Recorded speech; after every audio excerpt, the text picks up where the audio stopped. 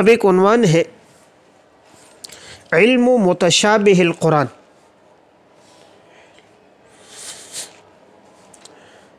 اس کا مطلب یہ ہے کہ قرآن کریم میں بعض آیات متشابہ ہیں اور بعض آیات محکم ہیں۔ جیسے کہ قرآن کریم میں اس کی وضاحت بھی ہے۔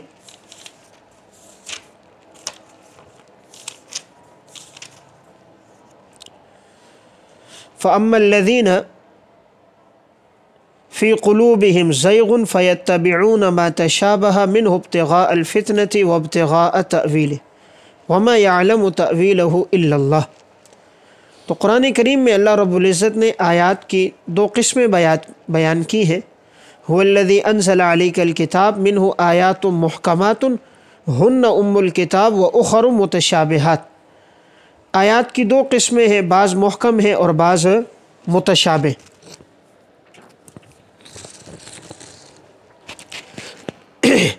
اب جن لوگوں کے دلوں میں ٹیڑھا پن ہے وہ متشابہ کے پیچھے چلتے ہیں فتنے کو تلاش کرنے کے لیے، اور جو راسخ فی العلماء ہے وہ کہتے ہیں کہ یہ سب اللہ کی طرف سے ہے اور ہم سب پر ایمان لے کر آتے ہیں۔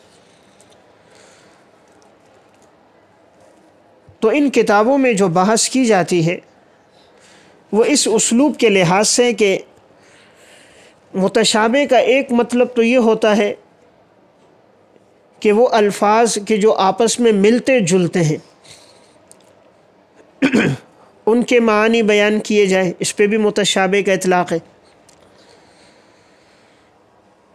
اسی طرح حفظ کے دوران جو آیات آپس میں ایک جیسی ہوتی ہیں ان کو بھی متشابہ کہتے ہیں۔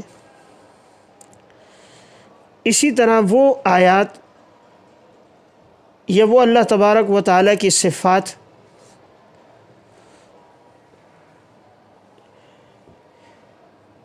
کہ جن کا معنی معلوم نہیں ہے اور اس کی کیفیت کا علم نہیں ہے، اس پر بھی متشابہ کا اطلاق ہوتا ہے۔ تو گویا متشابہ کا استعمال تینوں چیزوں پر ہوا ہے، ملتے جلتے الفاظ پر بھی ہوا ہے کہ جو آپس میں ملتے جلتے ہوں، اسی طرح متشابہ کا اطلاق اس پر بھی ہوا ہے کہ قرآن کریم کی ایک آیت دوسری جگہ بیائی نہیں آئی ہو یا تھوڑے سے الفاظ کے اختلاف کے ساتھ آئی ہو، اس پر بھی متشابہ کا اطلاق رہا ہے۔ اور اس طرح اللہ تعالیٰ کی ذات اور صفات کے وہ معانی جو اللہ کے لیے استعمال ہوئے ہیں ان پر بھی متشابہ کا اطلاق ہوا ہے۔ تو گویا کہ تینوں چیزیں ہیں۔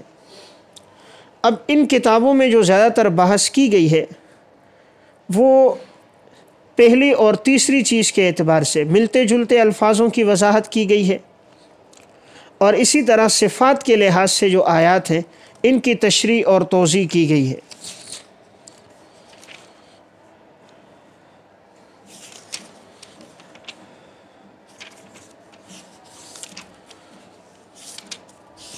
اس سلسلے میں جو کتابیں لکھی گئی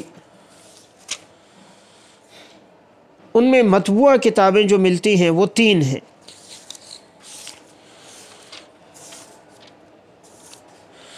نمبر ایک درۃ التنزیل و غرۃ التأویل۔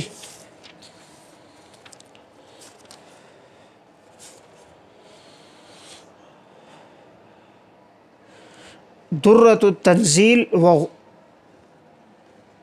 غرۃ التأویل، علامہ خطیب اسکافی رحمہ اللہ، متوفی 420 ہجری۔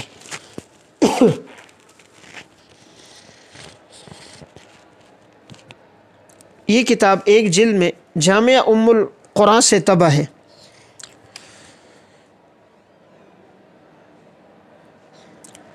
اس کتاب میں انہوں نے متشابہ الفاظ کی وضاحت کی ہے۔ قرآن کریم میں بھی ایک اشارہ ملتا ہے، سورہ زمر آیت نمبر 23 میں اللہ نزل احسن الحدیث کتابا متشابہا مثانیہ تقشعر منه جلود الذین یخشون ربهم، کہ اللہ رب العزت نے جو خوبصورت کتاب نازل فرمائی ہے ان کے مضامین آپس میں ملتے جلتے ہیں اور جن کو سنتے ہی رونگٹے کھڑے ہو جاتے ہیں خشیت کی وجہ سے۔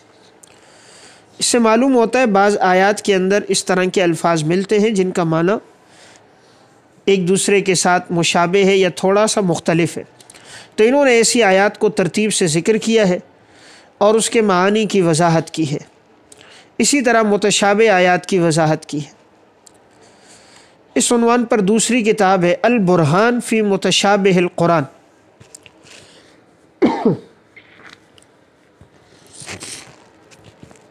شیخ محمود بن حمزہ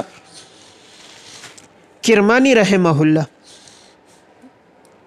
متوفہ 505 ہجری۔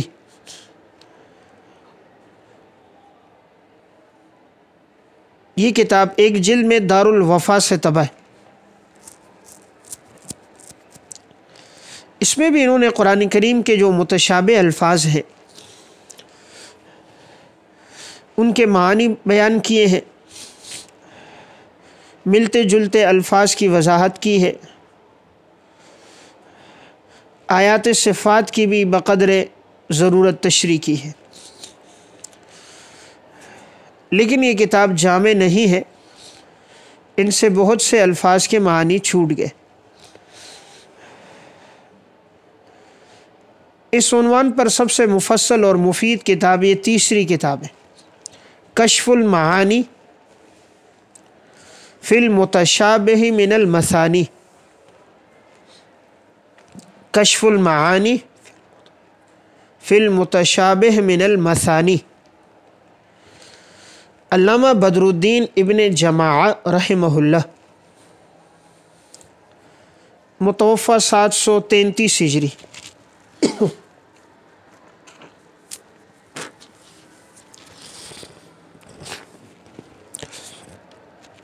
یہ کتاب ایک جلد میں جامعہ کراچی سے طبع ہے۔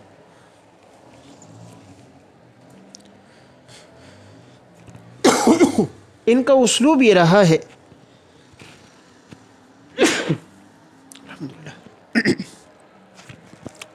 کہ انہوں نے متشابہ آیات کو ذکر کر کے ان کے معانی کی وضاحت کی ہے،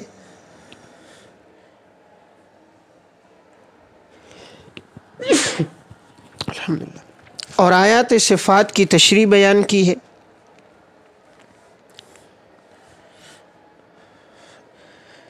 اور جو الفاظ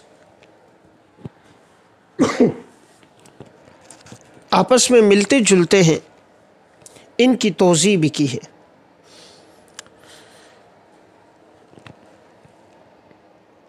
یہ کتاب اس لحاظ سے بڑی مفید ہے کہ اس میں انہوں نے سابقہ تمام کتب سے استفادہ کر کے ایک جامع کتاب مرتب کی، اور اس میں بیک وقت 3 چیزوں کی وضاحت کی: آیات متشابہ کی توضیح، غریب الفاظ کی تشریح، اور آیات صفات کی بقدر ضرورت تفسیر۔ ان کا اسلوب بڑا عالمانہ اور محققانہ ہے۔ اس کتاب کے مطالعے کے بعد اس فن پر کسی اور کتاب کی ضرورت فی الجملہ باقی نہیں رہتی۔ اردو زبان میں اس عنوان پہ اب تک کوئی کتاب نہیں لکھی گئی۔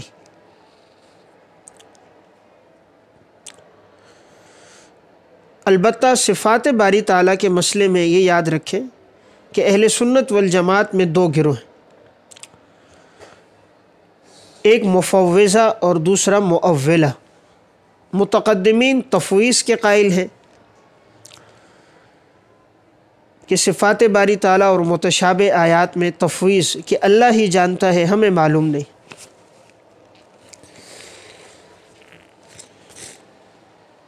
اور متاخرین علماء تعویل کرتے ہیں، وہ اس وجہ سے کہ جب باطل فرقوں کا ظہور ہوا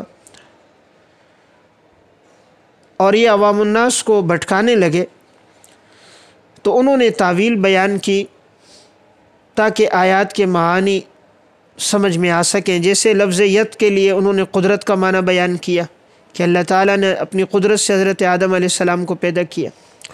کل شین ہالک الا وجہ، وجہ سے مراد ذات ہے، ہر ایک کے لیے ہلاکت ہے لیکن اللہ رب العزت کی جو ذات ہے وہ باقی رہے گی۔ اور کرسی کو کنایہ کیا ہے اور عرش کو کنایہ کیا ہے سلطنت سے کہ اللہ کی سلطنت باقی ہے۔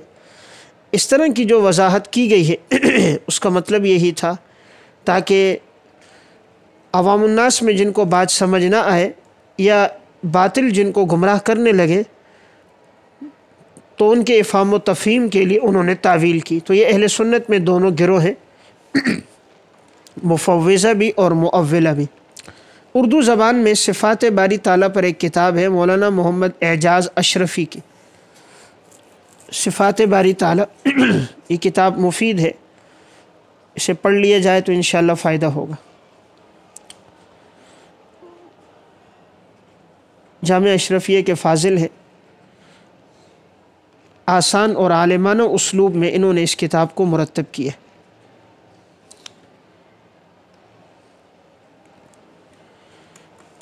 تو یہ میں نے آپ کے سامنے عرض کر دیا علم متشابہ القرآن۔ اس عنوان پر اس کے علاوہ کوئی مطبوعہ کتاب میرے سامنے نہیں آئی، یہی 3 کتابیں تھیں۔ البتہ ضرورت اس امر کی ہے اگر اس طرح کے الفاظ کو کوئی اردو زبان میں یکجا کر دے اور ان الفاظ کے معانی بیان کر دے اور اسی طرح آیات صفات کی بقدر ضرورت اختصار کے ساتھ وضاحت کر دے تو انشاءاللہ اہل علم کے لیے اس میں فائدہ ہوگا۔